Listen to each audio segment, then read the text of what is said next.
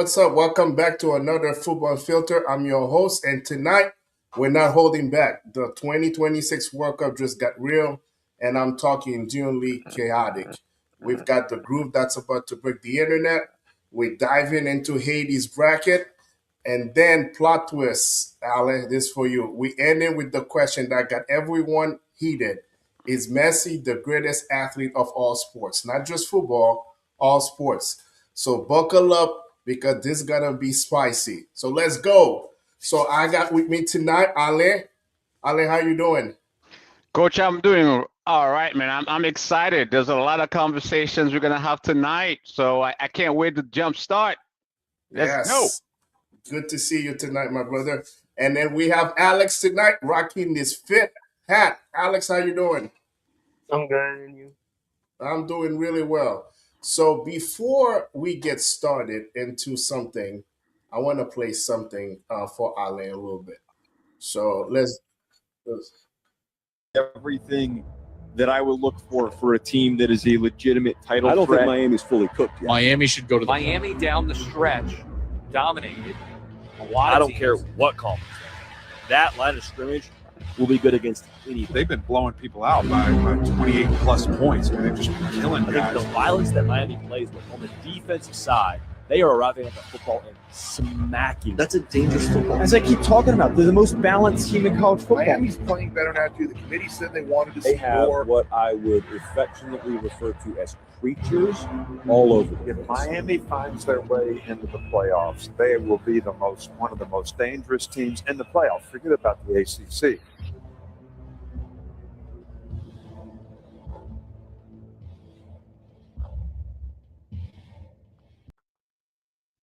So as you can see, the Miami Hurricanes are in the playoffs. So I wanna start it with this first. But it's good to see my Miami Hurricanes in the playoff. But so happy, man. It was long overdue. But anyway, enough of college football. Let's get into the big thing, which is the 2026 World Cup.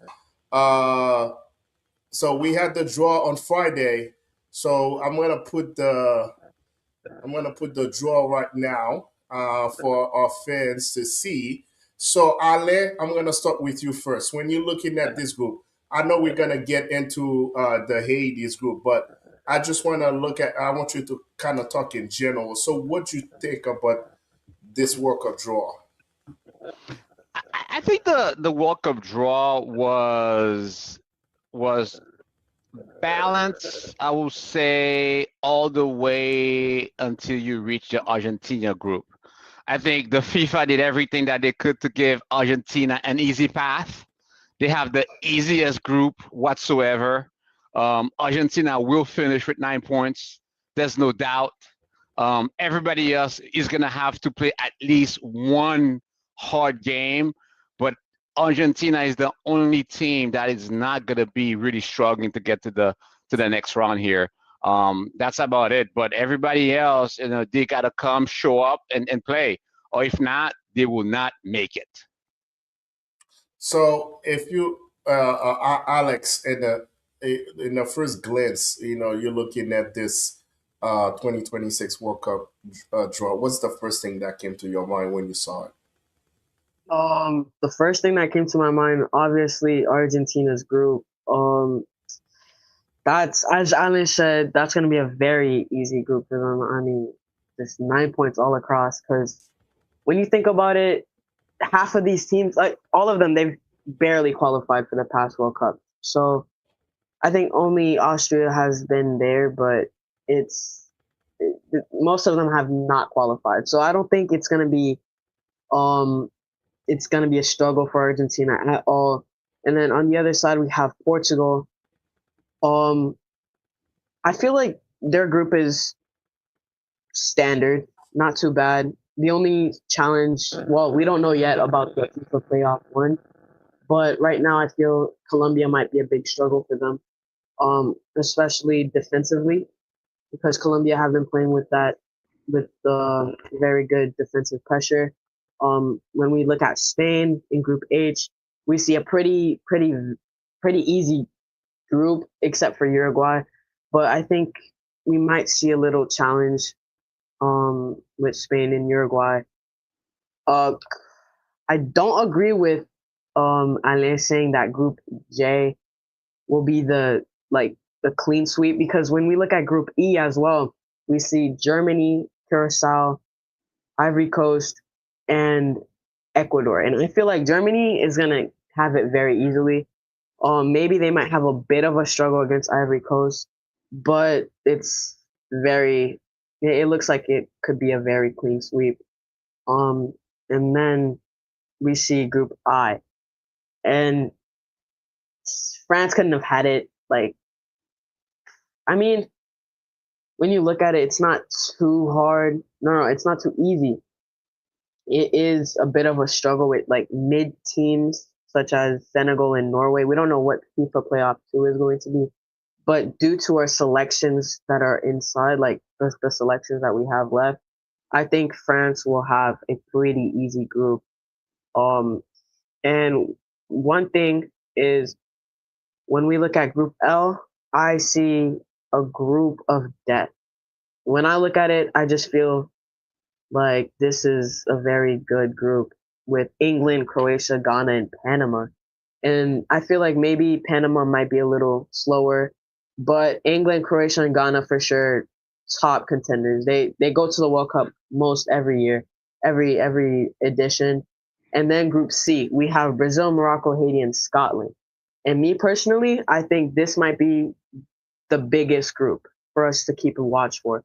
Not just because Haiti's in it, but because we have Brazil and Morocco. Not just excluding Scotland, but Brazil and Morocco have been continuously putting pressure, and they've been amazing. Morocco, they won the U17 World Cup.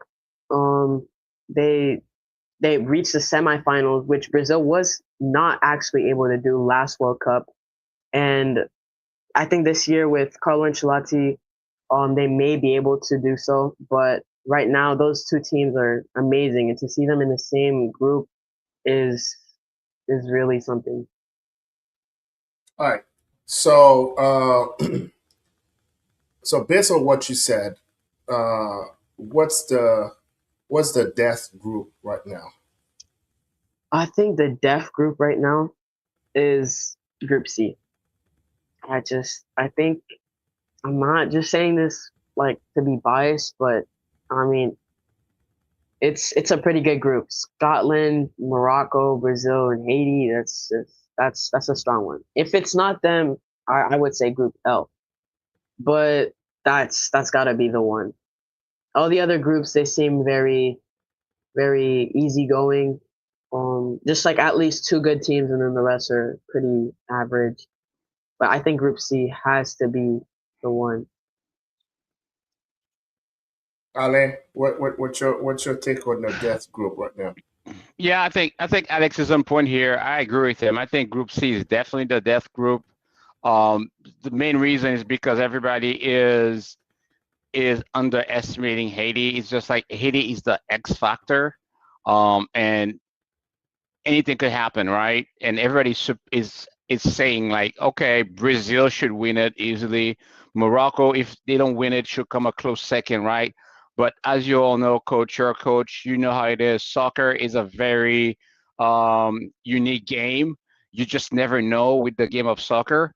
So I think C is the death group, and the next group I will say is, I agree with Alex, group I, France, Senegal. Senegal already has beaten France already in the World Cup.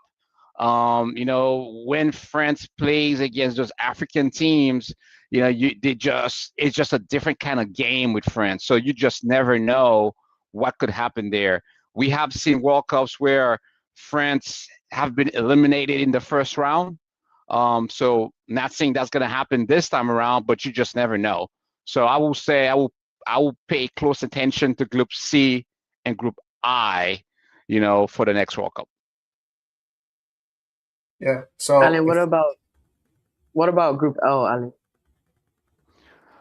Group L. Well, I think Group L, you're gonna potentially have all three teams make it to the second round. I think England, Croatia, and Ghana. One is going to finish 1, 2, and 3, and you have your best third coming from that group for sure. I don't see Panama making it out of this group, to be honest with you. But I can clearly see Ghana, Croatia, or England. Those 3 teams making it to the next round. So you say Group C, it's your death group, and Group I, right? With Yes. France, Senegal, and Norway. And we haven't talked too much about Norway. That's Holland team, and then you say Group L. So let me put it this way. I think because with this new format of the World Cup, with 3 teams possibly going into the second round, so do we really have a death group, right? So it's a matter of who's finished 1, 2nd, and third. Now I understand if we had 2 teams have to qualify, so maybe it's easier to say that there's a death group. But if it's a possibility that three team can go, now it's a matter of who's finished first, second, or third. So that's the way I look. I mean, I agree with you guys. I think that group Group I with France and Group L are the 2 groups for me are very. It's more like wide open, uh, uh, but I would say Group I is probably the death group in my opinion, because you still have a playoff team. You don't know where the team is coming from. So I think that France and Ale, you said it right. Anytime, even Thierry Henry, he was talking about that. He said anytime France play with the former colonized country, they always give him a lot. They always give France a lot of problems. So it's a different type of game. So I agree with you. So with France Senegal gonna be uh, a big game, and obviously Norway. We're gonna see how Holland's gonna be doing in his first World Cup. So it's very interesting. So before we jump in Group C of Haiti and Brazil, let's talk about the U.S. group. So when you're looking at U.S. Group D, you have U.S., Paraguay, Australia, and whatever is the player team. So do you see the U.S. easily winning this group? I'm I, gonna start with you, Ale. I do not actually. I do not. I don't know why expectations are that the U.S. is going to easily win that group. Paraguay is not an easy team to beat. It's a South American country. Yeah. Australia, yes, I'm not going to say Australia, it's like you're playing against Argentina, that they're pretty decent teams. And we don't even know what the third team is going to be. So I think the U.S. has to come, play their best games 3 times. If they don't play to win, they will definitely play to lose. So I don't see them. I can see them make it out of this group, but there are no guarantees that they're gonna win the group. So I don't know. I don't see it. I don't see it at all. So Alex, kind of piggyback to what Ale is saying. What do you feel the same way about the U.S. not winning this group, like Ale is saying? I mean, to be honest, I don't really think that it's going to be much of a struggle. I mean, I honestly think that the U.S. might have a very big chance of winning this group. Obviously, like I said before, the selections for the UEFA teams. But I do agree that Paraguay might be a hard game. I don't, because I think Australia might be a harder game than Paraguay, because as we've seen before, Australia already made it through to the knockouts last time. They've been consistently qualifying every time, and that's out of a lot of Oceanian countries. Um, I feel wait, is it they're AFC, right? Or is it OFC? What? Which one? Oh, it's Australia, got no. Australia. It's what do you mean AFC? Asian qualified. No, they're not Asian qualified. They're not. They're in Oceanian. Yeah. Okay. So yeah, obviously due to that, I think that honestly Australia is going to be a harder game for the U.S. Paraguay, not so much. The UEFA playoffs, and you have to consider that there's three teams making it out. So Hold on, obviously the hold USA. on, hold on. Time out, time Yeah. out. Yeah. Did you know that Paraguay beat both Argentina and Brazil in the World Cup qualifier? Thank you. That's I my do point. know that, but That's my but I point. have I Oh have no, I have I'm just faith. saying those. I mean, I'm just saying. I mean, I mean, Paraguay both beat both Argentina and Brazil in the qualifier, and then you just gonna say that they're not a good team. I'm not Again, saying that they're not a good team. Don't get me wrong. It's just what I is? think me personally, I think that they'll tie because it's just I think that the U.S. don't have a big chance against Australia, but I think that they might tie against Paraguay. I don't know. I have faith in the U.S. Okay, I have some faith in the U.S. to win, but Paraguay is very good. I have to admit, it's just not against Australia as well. Not actually, when I think about it, I think me personally, I don't know about everyone else, but I feel like Australia, in my opinion, is better than Paraguay. That might be a big one, but I just, All right. So when I'm looking at games, right, if I want to break it down tactically, it's all about matchup. I believe that USA match up better against Australia because of the style of play.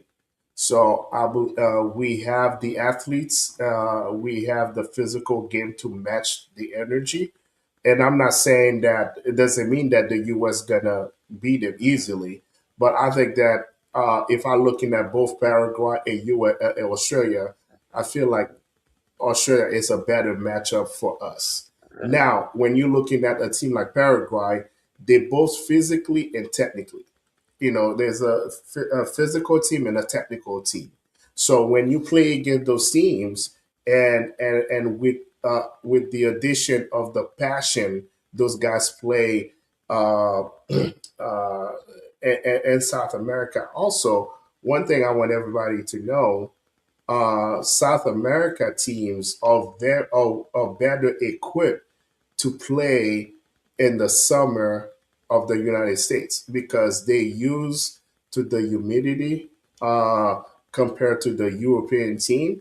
The European team are not. When you're looking at the FIFA World Cup, the European team were complaining constantly about the heat in the United States. So when you have a team like Paraguay that is accustomed to that kind of weather, and then for them to come here, so I feel like like teams like Colombia, teams like Paraguay, Brazil. I believe that even Haiti. I believe that the temperature will be favorable for us for countries like that because they're used to that type of temperature in the summer because it gets all the way to 100 degrees in the summer, and then we're gonna be right in June and July, and then we're gonna have games playing in Miami that you guys are familiar with the Florida weather. I mean, just to say that Paraguay, it's afterthought. I think that's a big mistake in my opinion. So obviously we can go back and forth. I mean, I agree with Al. I think it's not. I hope that obviously with the U.S. being a host country and with all the expectation that they have on, the expectation is for them to get to go to the second round and also winning the group. But I don't think it's an easy feat. It's an easy task. They just gotta, I think Pochettino said it right during the draw. It said that they have to respect the opponents. They have to think that everybody in the World Cup are deserving to be in the World Cup. So they have to treat every game like one game at a time. They can't go look ahead and think that, oh, we should be able to qualify because we play it at home. It doesn't work like that. So they have to address every game with a sense of urgency, and I think this is a good group for the U.S. to kind of test themselves, and they should looking at it that, hey, we have to work even harder uh, to get past the group. So on paper, can the U.S. win the group? Yes, they should win the group, but I don't think it's as easy as everybody think it is. So anyway, let's go to our favorite group, Group C, right? So obviously we got Haiti in the group with Brazil. So Ale, I'm gonna start with you first because obviously you. Oh, we've been doing the show for about over a year now, and you've been showing your colors when it comes to Brazil. And now, as also being born in Haiti, being raised in Haiti, so how what how what went through your mind or your feelings? Can you describe your feeling when you saw Haiti was in the same group as Brazil? Well, it was, man, I have to start with the beginning. I was watching the show, The Drawing with my dad, with my father, on the 5th, and then Wayne Gretzky did the first pool, and it was like a country that we didn't know, right? They were a qualifier, then he did a second drawing. It was the same thing. And I think on the third try, you know, it went to Group C, and we saw Haiti. I mean, I went out of my chairs and I screamed. I was so excited because I told you last week that I wanted Brazil. I told you that I wanted Haiti to be playing against Brazil for a lot of reasons, man. There's a lot of reasons that I felt like it was something that was necessary and needed. So I was filled with joy, with excitement. Um, and then for a moment, I thought, "Oh my goodness, what did I just wish on Haiti, man? Is that really going to happen?" Then I started Yeah, panicking. Then after that, I spent the entire afternoon rationalizing with my dad, telling him, "You know what? Don't worry about it. We're going to make it." But you could see that there were some worries, some fears, like, "Oh my goodness, we are actually going to face Brazil." And I said, "So what? So what? mm, So what?" So I am still excited. I think that's the best possible group that we could have fall into, mhm, honestly. And because Haiti and Brazil are so close culturally, yeah, because we share the sport the of soccer as two nations, and we love each other as two nations, I feel like, what's the biggest gift to the Haitian community and the entire country than a game against Brazil in a World Cup after 52 years. So for me, there's a lot of history there, and I think it's going to be the most powerful game that we've ever played throughout our history. yeah. I think you're right. You're absolutely right, and then you said it right. So playing Brazil, the love that Haitians have for Brazil. A lot of Haitian lost their lives because of Brazil. So when you think about it, even though I'm an Argentina fan, I root for Argentina, but when I saw that, I was very excited. Not to the point that Haiti gonna beat Brazil. Not to that standpoint, but to the point that for how much Haitians love Brazilian to Brazil to be able to play a team like Brazil, not in a friendly, not in a Gold Cup, but in a World Cup. In a World Cup, to be able to play Brazil in a World Cup, I think that's the best story ever. You know, and I can't even imagine, and you're talking about culturally how we are similar, as far as the joy, the way we express ourselves when we out in the public. I mean, can you imagine in a World Cup game, the rah going on one side and the samba going on the other side, and all together you have both countries and this joy. I mean, I'm excited. I think that was the best gift we could have got as Haitians, and I think that it's gonna be a great opportunity for us to show the world who we are as Haitian, especially from a cultural standpoint, to be able to go into this game and then to show how much we enjoy life, how much we value life, how much we are as Haitian, the pride that we have in our culture, the pride that we have as a nation. And I think that that would be the biggest showcase for us to show that.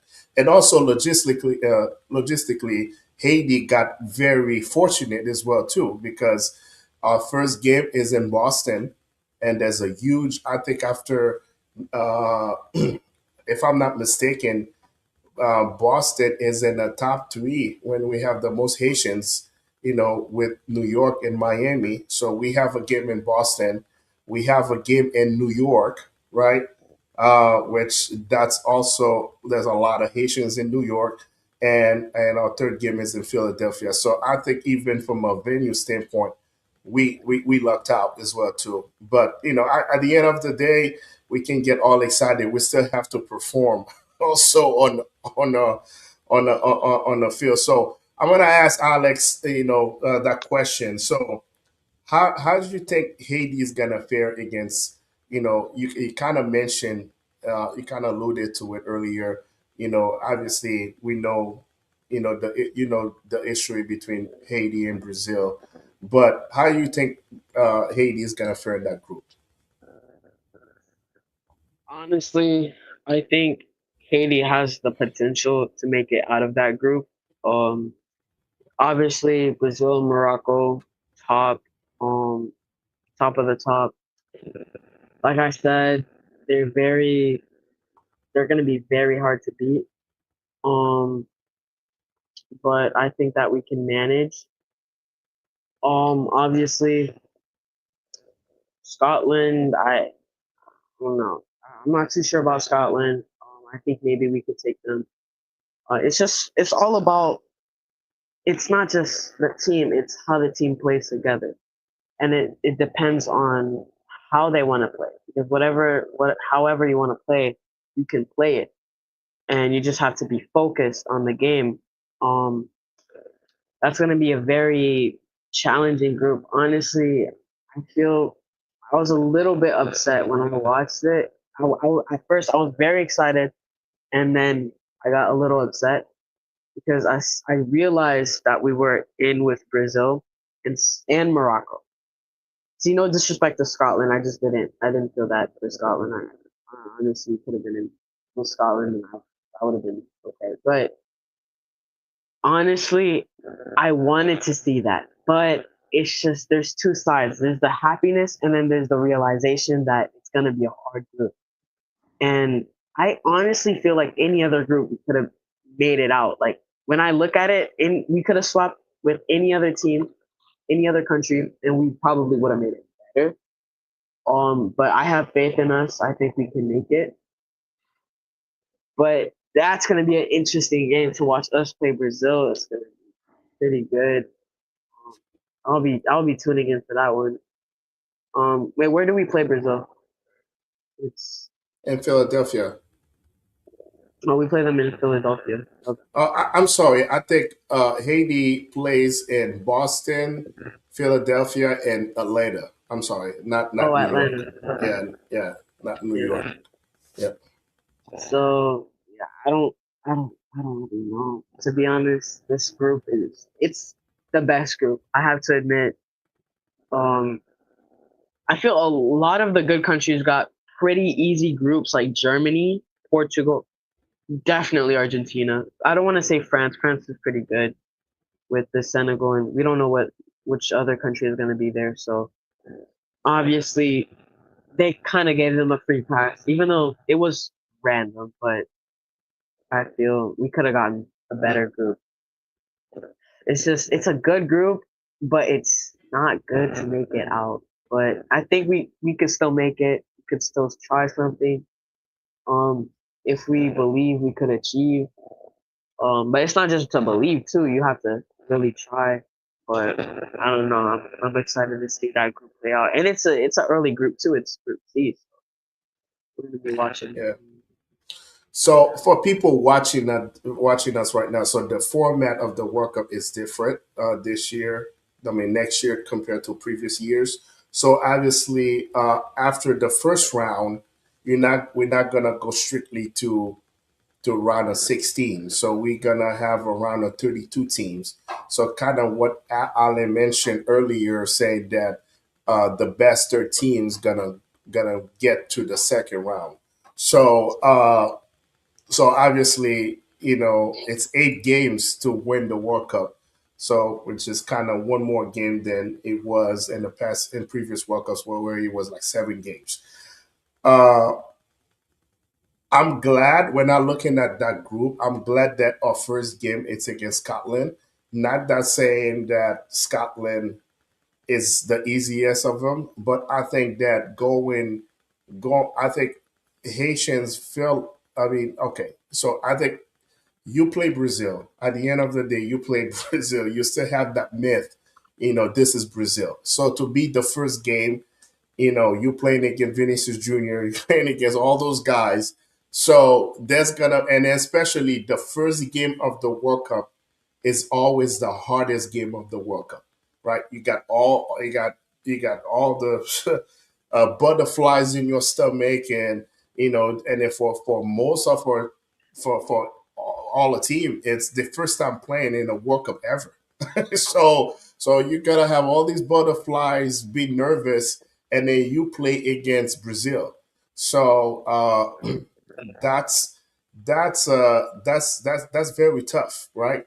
But so that's why I'm glad that, and then obviously we know the connection of Haitians with Brazil. So it's good that that's our second game. At least we can get the first game out of the way, and then we settle down a little bit, and then we're gonna play the second game, and we're gonna play Brazil. So I'm glad that that was the second game. So, but and you're right. This is a hard group. Uh, and when I look, and obviously the Haitians, we are very excited. We are very emotional, and we also unrealistic and how we talk when it comes to the World Cup.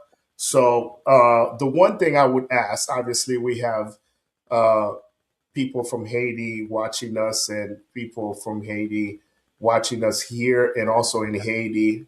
So the one thing I would love to ask, our Haitian brothers and sisters is, let's make sure that we're not creating any distraction for the team to go to the while they go into the World Cup. And what I mean by that is, you know, let's be happy that we go into the World Cup. Not we're just not. It's not like we're just gonna be there just to be there, but let's enjoy the moment, right? So let's not be people say, oh, they got beat by Scotland, or what's going on with them? Did they do something to sell the game? We don't want any of that kind of comment. We want full support, whether we win, lose, or draw. We want everybody to fully support uh, the team, because they will need all kind of the support. So the last thing we don't want is the negativity. We don't want any negativity going into the World Cup. We don't want any negativity while we play the World Cup. We just want those guys to be at their best so they can represent the country the best way they can represent the country. So that's one thing I would love to ask, our countrymen is, let's make sure that we use that opportunity to showcase the best side of Haiti, and and by doing that is to make sure that we fully support the team all the way. Uh, so if I'm looking at from a tactical standpoint, the World Cup is a different game. I mean, you're playing against the best team. You're playing against the best teams. You're playing against the best players. Everybody, this is their way to showcase. You got guys. That's why they play the World Cup, to get some contract.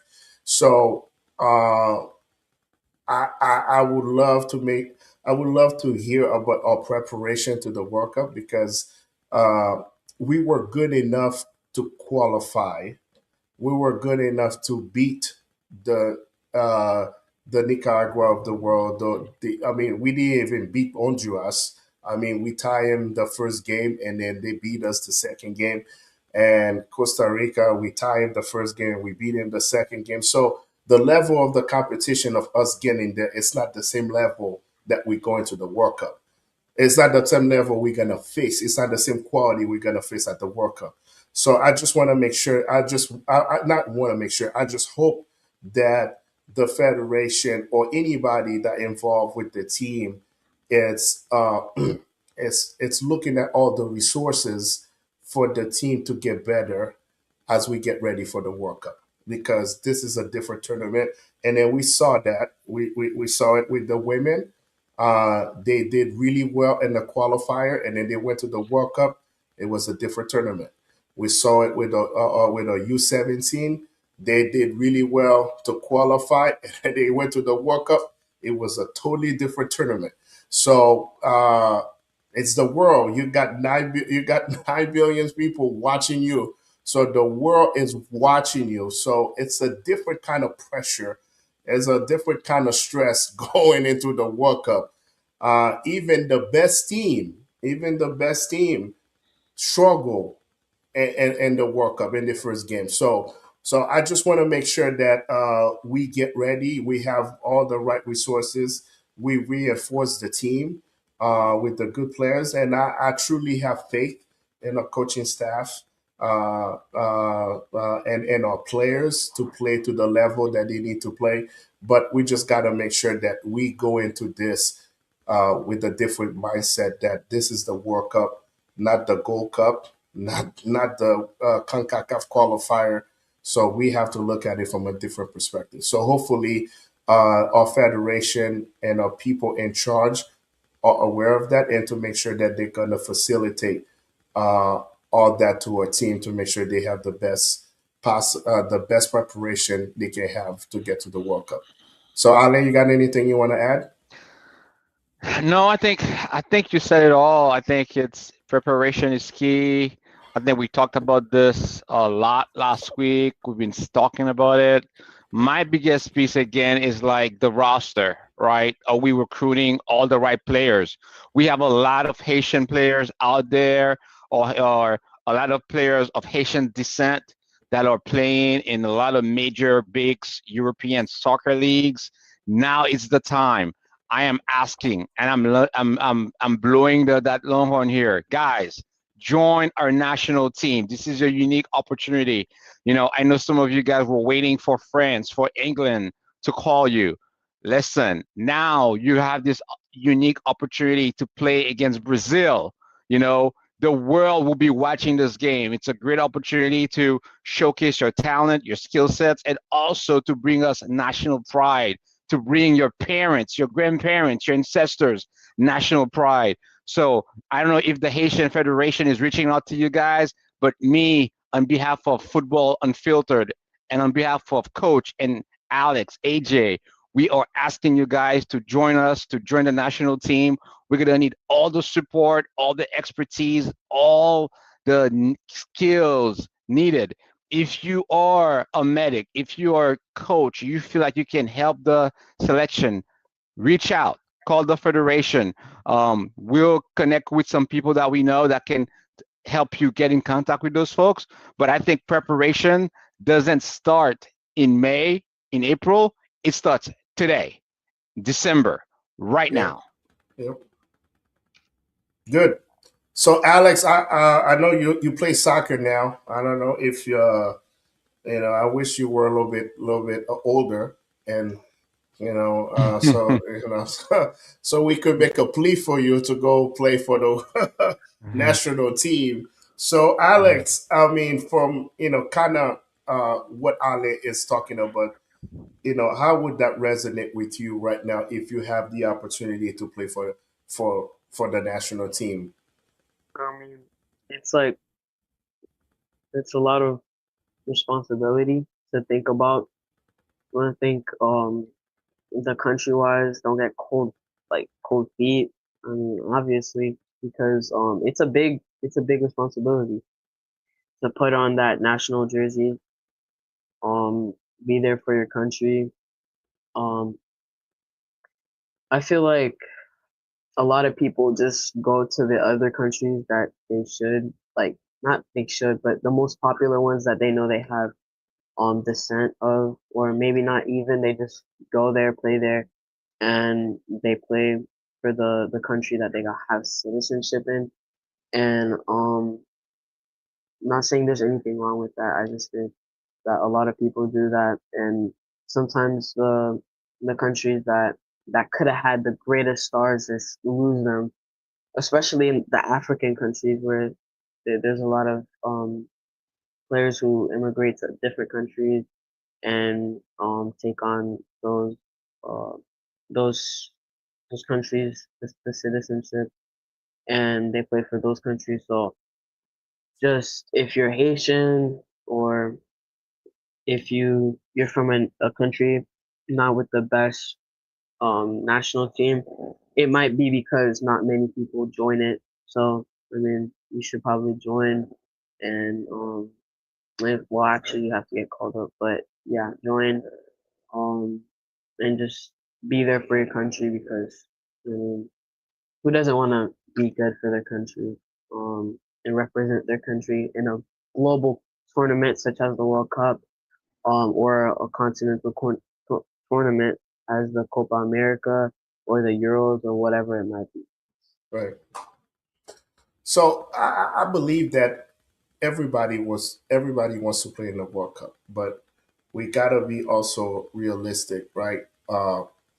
You do what you know, right? So if you got kids that grew up, and I'm taking you as an example, Alex, you grew up in the US and then that's all you know. So when it comes to soccer, that's the only thing you know. So you know what you need to do.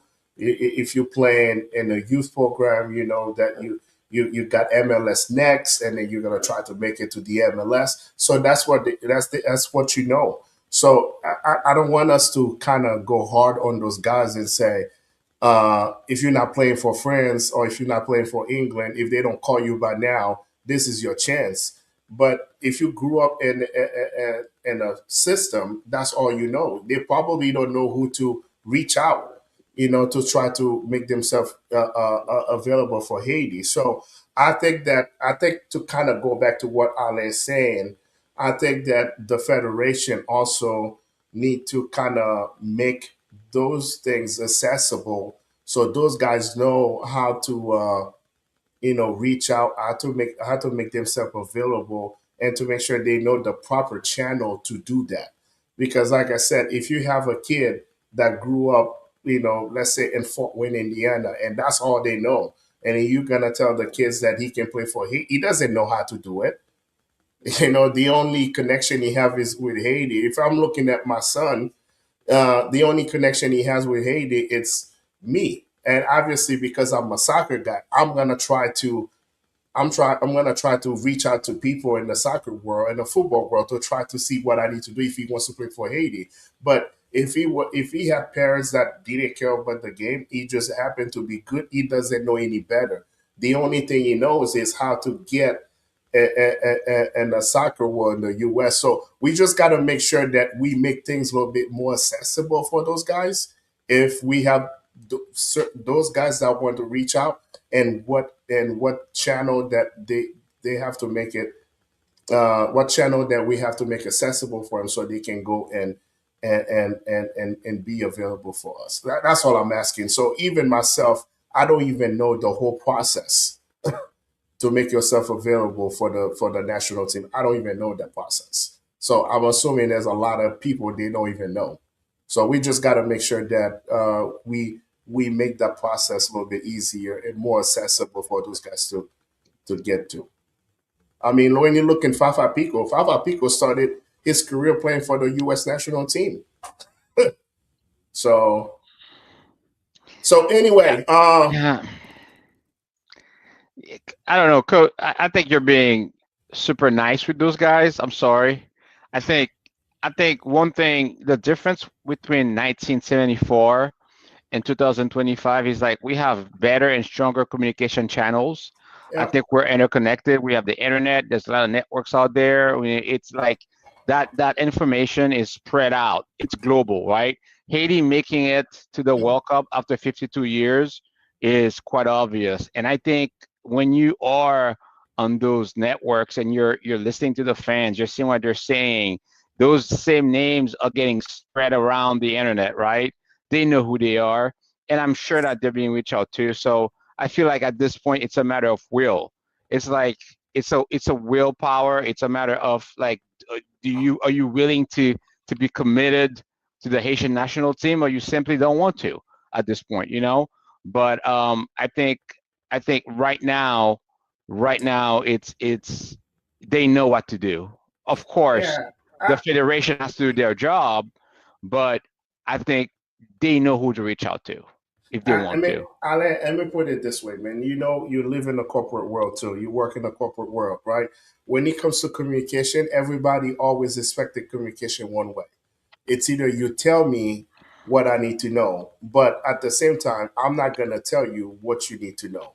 So you know that, as probably better. Me and you probably know that better than Alex, right? Because we grew up to Haiti. You understand how in Haiti how things are very hard.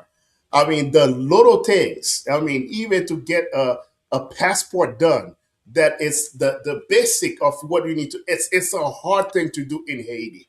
So what I'm saying is, yes, you got the social media aspect of the world. Honestly, if Haiti was running on social media, Haiti would be so far ahead right now because how much Haitian talk on social media. But there's formality, there's forms, there's other things that have to be done. So I just want to make sure that we're just not talking just to talk and say, yeah, I'm available. We have to make sure that the proper forms are filled out so people know how to get the proper form. So I mean, it takes more than just say that, okay, I'm available to play for the national team. It takes more than that. I just want to make sure that our federation or whoever's in charge are making sure that all the formality are properly filled so we don't have any problems or loophole or anything that happen so somebody cannot play because he did not disclose this information. That's what I'm saying. I know our country. I know how hard it is to get one thing done. I just want to make sure that from a federation standpoint, we know everything that we need to do to make those things available. So when those guys say yes, they can get, they can be part of the team. Not, yeah, they say yes and nothing gets done. That's where I am. I think the Haitian Soccer Federation should make you their international coordinator, Uh, um, I'm, where where the players are reaching out to you and you can guide them and make things happen. I mean, honestly, coach, if that's what we need to do to help yeah, I said it jokingly, but if that's something that people like us can do to help channel information and connect the dots for them, I mean, it's a unique opportunity. Why not? Even if Alex can do something to help out, that's where everybody has to jump in. And I think that's what I'm trying to say here. That's the yeah, message that I'm sending to all the people that are watching us tonight. It's like right. everybody has a role to play. I think what I've been hearing more since we heard about us playing against Brazil is like, okay, are we going to the game? Who's going? How much are the tickets? That's all we're thinking about. We need to go to the World Cup and enjoy it and watch it for whatever personal reasons. But nobody's actually talking about how can we help this happen, right? What can we Yeah, do? What role can we play as young professionals, as young Haitians? yeah. And that's the kind of message that I want spread out. That's what I want to hear more of over the next 7 months. No, I agree with you, and yeah, totally agree with you. And I kind of alluded to it. It's a, I think the one thing we have to do is spread positivity, right? Is spread Yes. positivity and see how we can help. Because everybody, that's one thing about our country. Everybody's gonna be a coach. Everybody's gonna say Mhm. who's supposed to be in the team. We don't need all that, right? We have the coach. Let the coach do what they have to do, right? Mhm. We have a coach. We got a coaching staff. Let it do what they're supposed to do. We don't want people to keep saying this is who's supposed to be on the team and this is the type of formation the team needs to be playing. Hey, we have a coaching staff for that, right? So let's see. what we need to do, like you said, to spread some positivity to make sure those guys represent the country and the highest level they can. Anyway, I know we kind of talk a little bit about Argentina group, right? So obviously on paper it looks like it's an easy group for Argentina, but before we say this is the easiest group, I just want to remind everybody that in 2022, Argentina against Saudi Arabia was supposed to be a cakewalk for Argentina, and Argentina ended up losing that game, right? And as and formed the biggest upset that happened in the World Cup history. And then when you look at it, for them to lose the game and end up winning the World Cup, so that's one of the biggest upset that we've seen. So yes, on paper, they look that it's a manageable team. I mean, manageable group. But I just want to make sure that people understand that hey, games are not played. Play games are play on the field. So, so they still have to play the game before we say that this is the easiest group that they have. It's a World Cup. Anything can happen in the World Cup. So Ale, you're shaking your head. Can you stop? Can you stop? Can you just stop? Stop what? Trying to lower expectations. I'm not lowering expectations. Trying to make sure that, oh my God, yeah. Please, please. I'm not. Argentina is in the easiest group. They should be winning 3 games. They should end with 9 points. It is a fact, man. Don't try to talk about Saudi Arabia. They're the defending champions of the world. They should be able to win. I'm not saying. I'm not saying. The game against us. The game against Saudi Arabia was just a fluke. It's not. It's not like that.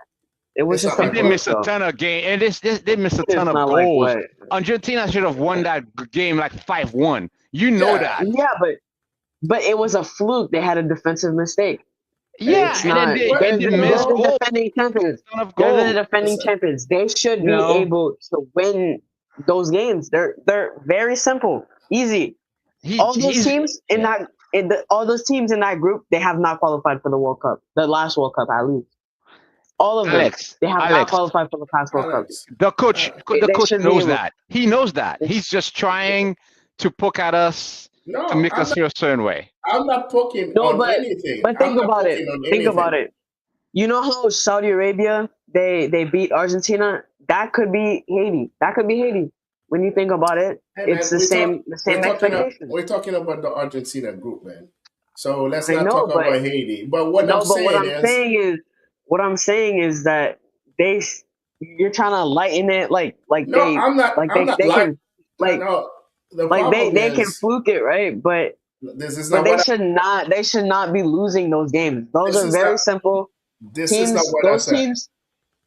This is not what I said, right? I mean, don't put words in my mouth. I'm not saying Argentina is not gonna win the group.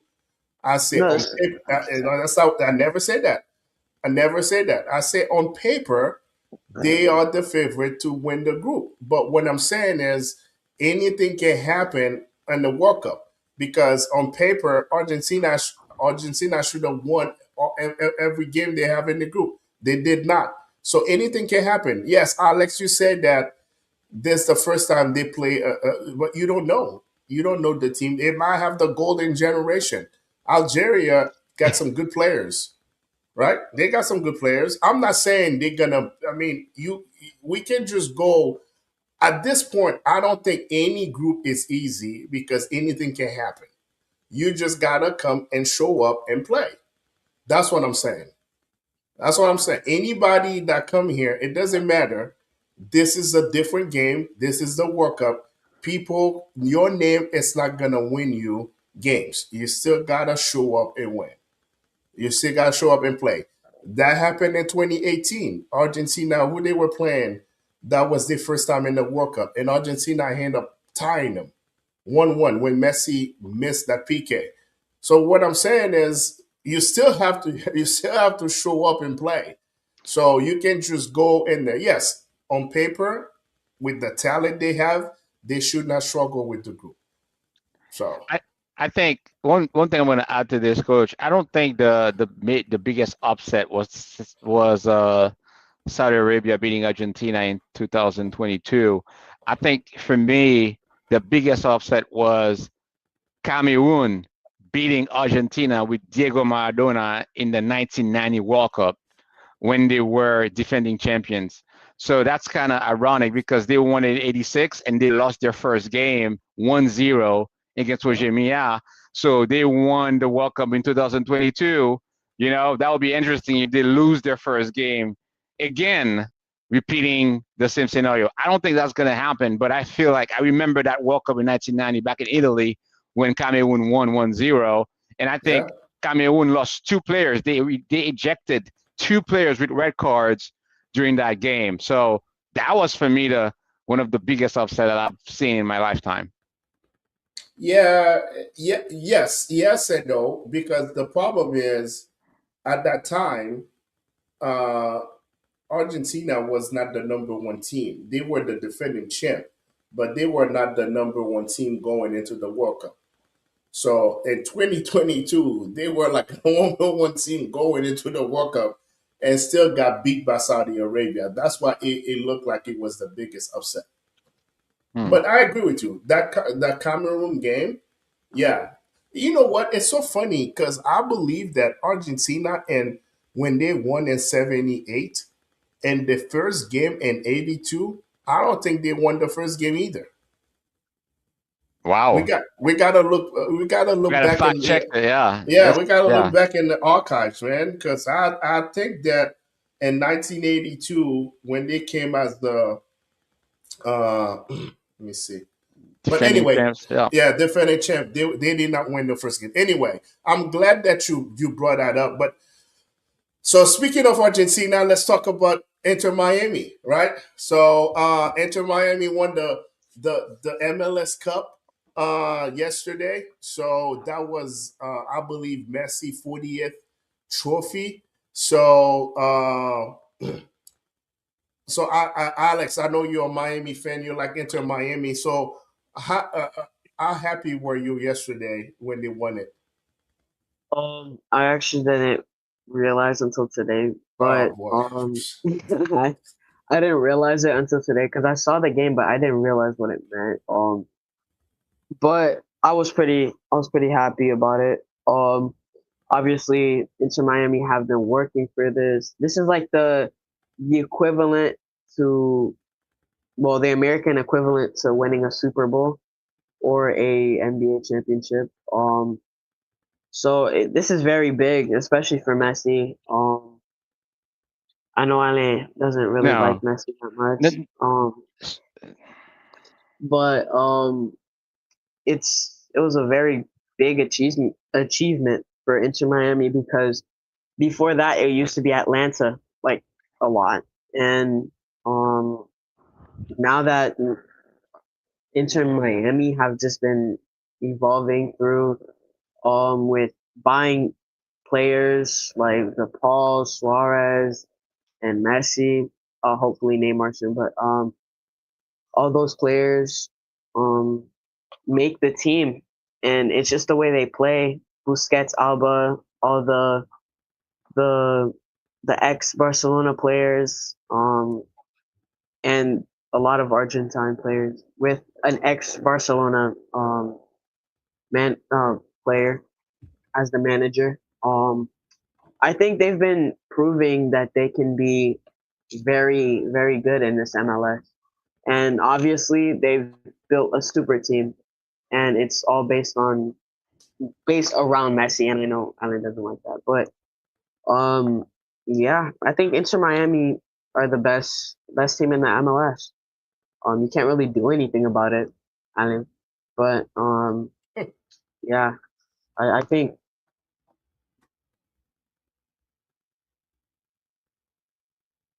We lost Alex. So Ale, since we See lost what happened? I think the soccer gods just say, you know what? Let me shut it down. This guy is talking nonsense. Let me shut it down. Yeah. Okay, Ale, come on, man. Let's hear your point of view now. Yeah, I wish Alex was back on so to say what I was gonna say, but I can't give my opinion. So Messi won the game yesterday. Okay, congratulations to Inter Miami. I think that's a very solid accomplishment for that team. I think that's the first time they won the MLS championship. I don't think they've won it in the past. You correct me if I'm wrong. Um, The first trophy Inter Miami won was with Messi when he came in 2023. yeah, but did they ever won the MLS Cup though? That's what I'm saying. No. So here's what happened. Messi came in 2023. Miami was the worst team and the entire ML and in the MLS. So that summer they won the League's Cup, right? So that was their first trophy.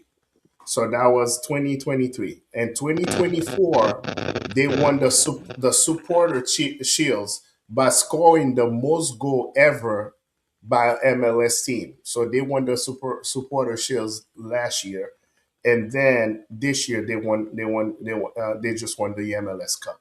So in 3 years, Messi won four trophies, and then they went to the FIFA World Cup. They qualified for the FIFA World Cup, so they qualified for the FIFA World Cup, and out of all the MLS team, Inter Miami was the only team that went in the second round. And then also on top of it, Messi finished with the most goals and the most assists in the entire MLS. So, is he the best athlete of all sports? I mean, you have the audacity to ask me a question like that, coach. I mean, And how can I, you even dare asking me a question like that? You know, I just asked a question. You just answer it. Just I answer it. think I think Messi has a very um amazing record. I will say he's won a lot of trophies. He's won with a lot of teams that he He- played with. He's the Um, most decorated soccer player ever. The most decorated. He won the most trophy of all the soccer players ever. okay, So that's one thing. since we're in the business of giving trophies No, away, it's not well, trophies okay, away. I mean, that's what He it is. won. It's a fact. Okay, so now let's continue to what you're saying. So you see, I'm trying to be a professional here tonight, coach. I'm trying to keep it No, together. I want you to lose it. I I'm want you to trying to lose keep it. it together, but you just don't let it go. You can't let it go. Again, what I'm saying is, I Enter want you to Miami, lose it. they won the tournament. I'm happy that Messi won for. He played hard. The team won. Great. But we gotta kind of land the plane a little bit and be very pragmatic about the situation. Like less than 6 months ago, that same team was playing the World Cup of clubs Yeah. in the US, and they got killed, not beat. They got killed in the second round by PSG. You know, Just Pierre, 4-0. Real They got Madrid. Real Madrid score, they got lost okay, lost wait, with the I same mean, the can same. I can I speak? Are you gonna let me speak, or are you gonna just jump in? It's What I'm like saying is we're Real Madrid talking got about an MLS team with Messi who couldn't even play a decent game against Paris Saint-Germain, who got totally eliminated, destroy. So that shows you again, like I've been saying, the level of soccer that the MLS offers is not comparable to the level of soccer that's being played around the globe.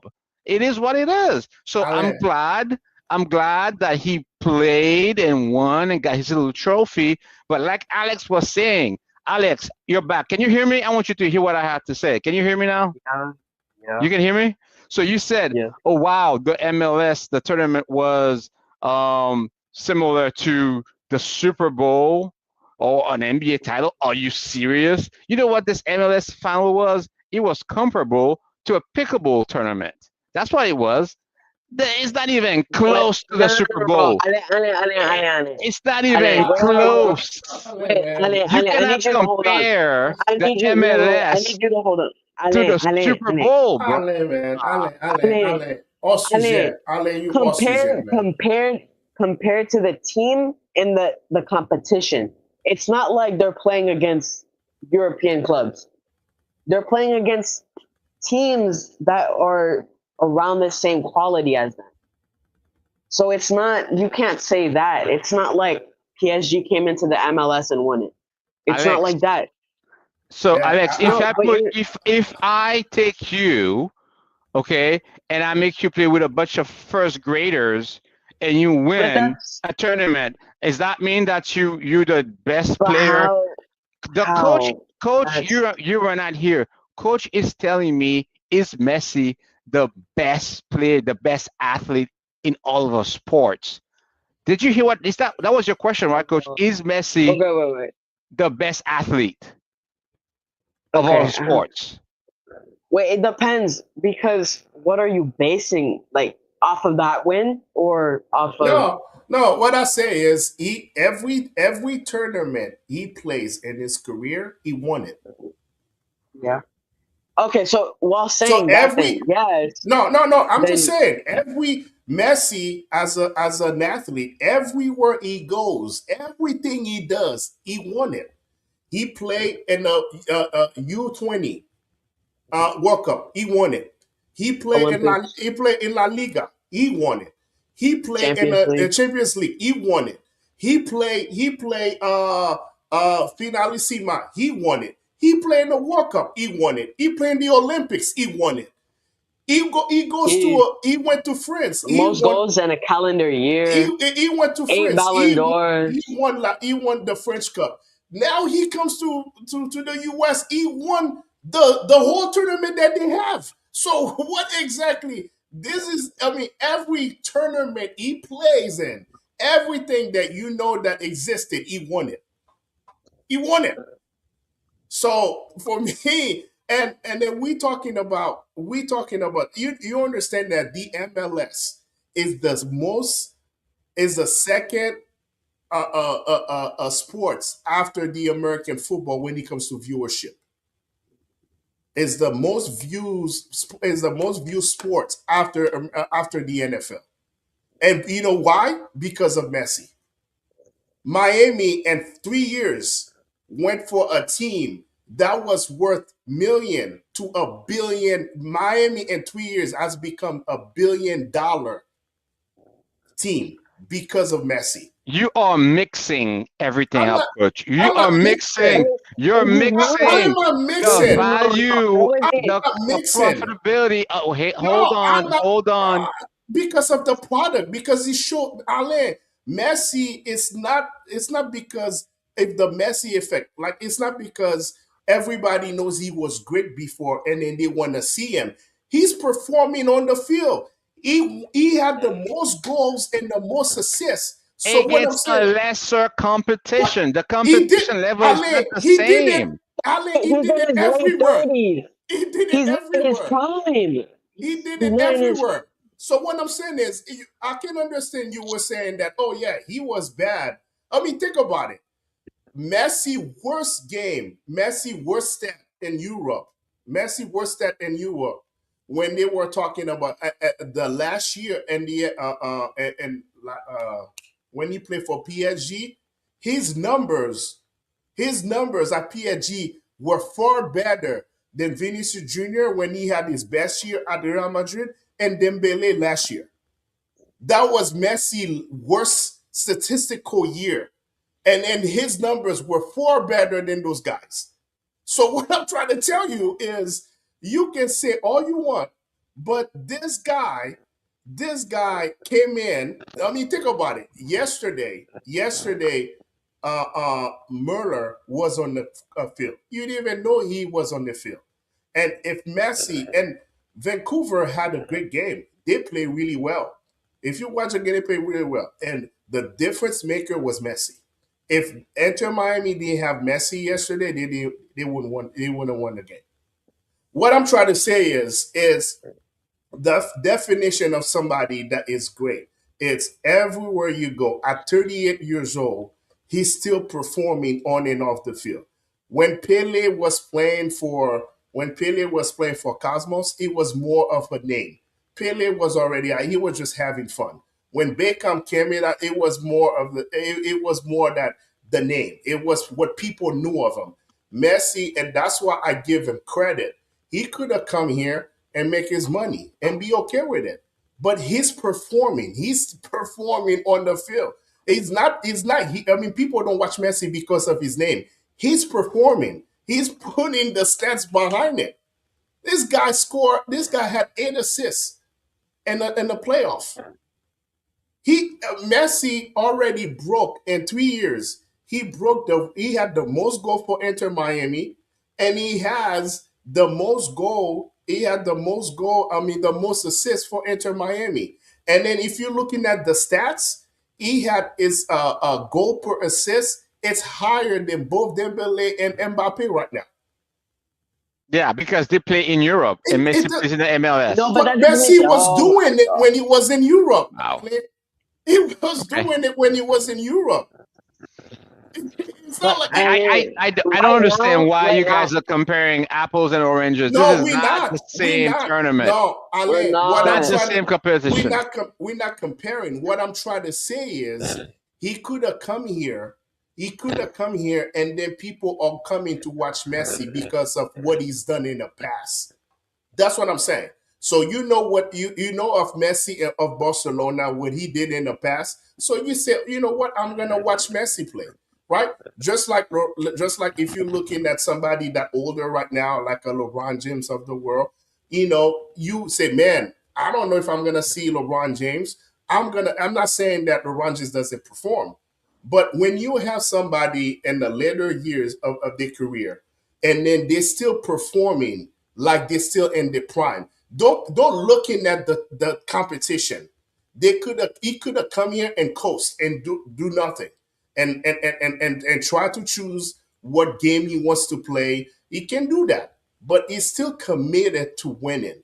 That's why I think it's remarkable about him. It's committed to winning. He committed to winning, and then he have everybody in the team taking that way.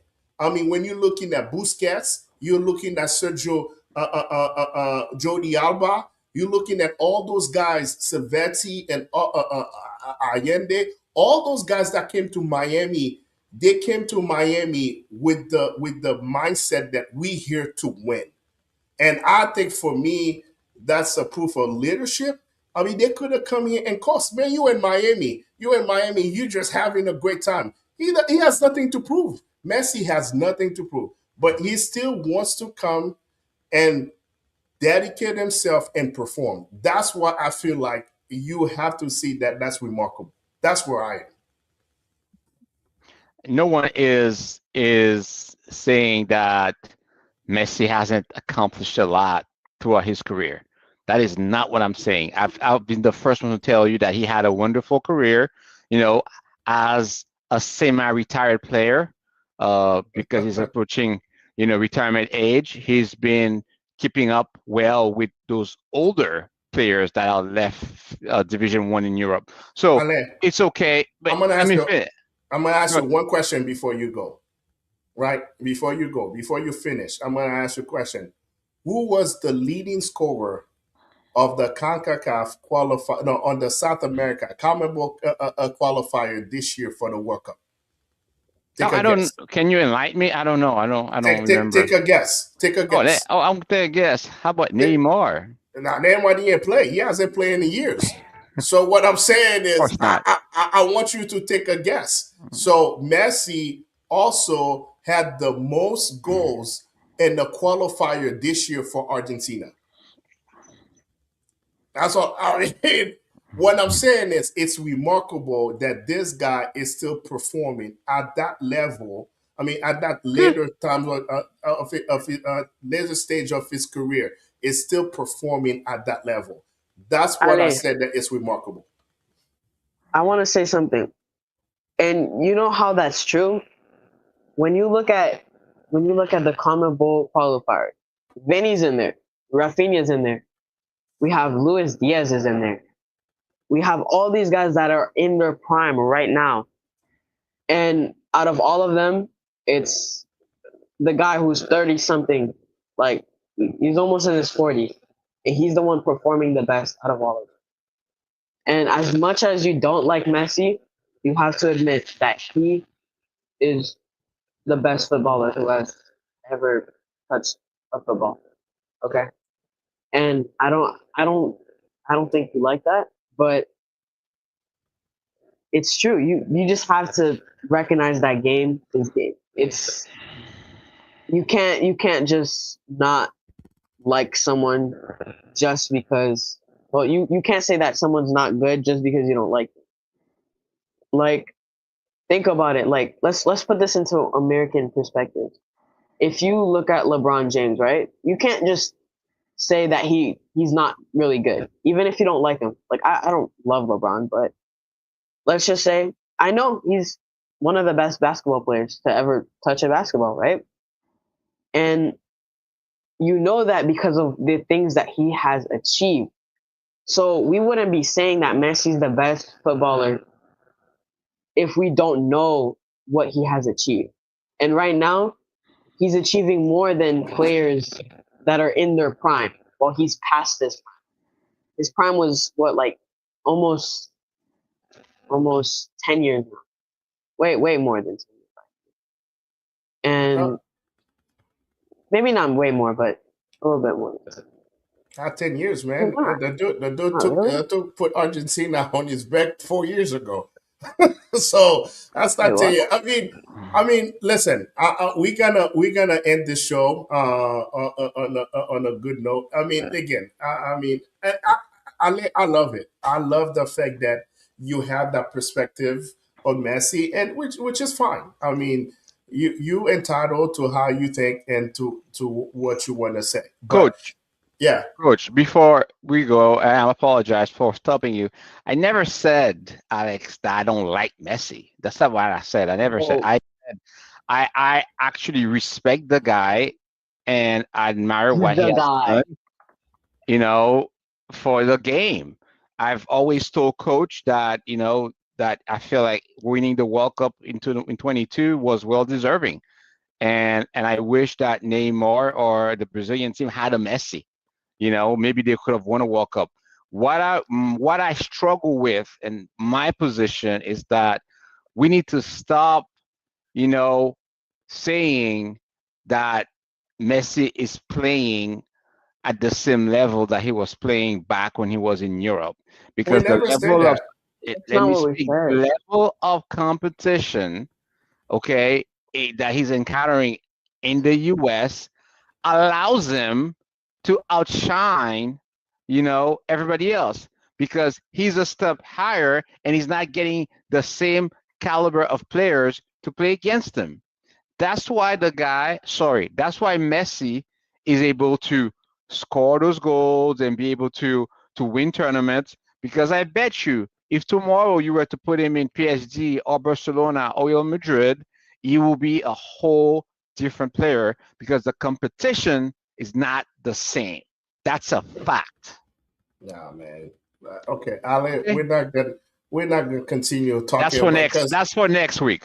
no, Yeah, you're because benched. we're not gonna continue because what you're saying it's not making sense at all, man. It Okay. doesn't make any sense. You gotta look in at where you are, right? So facts are facts.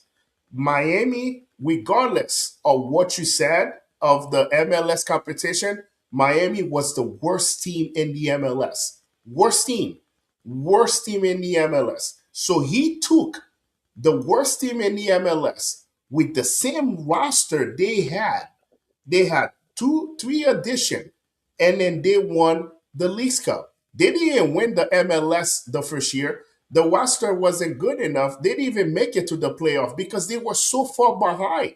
They do make it in the playoffs.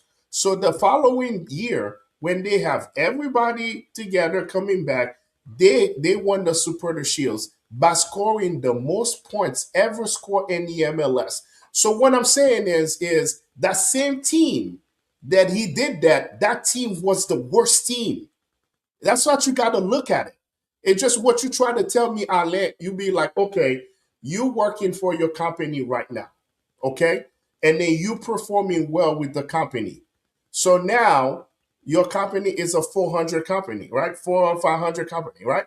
Now you got to work for a smaller company.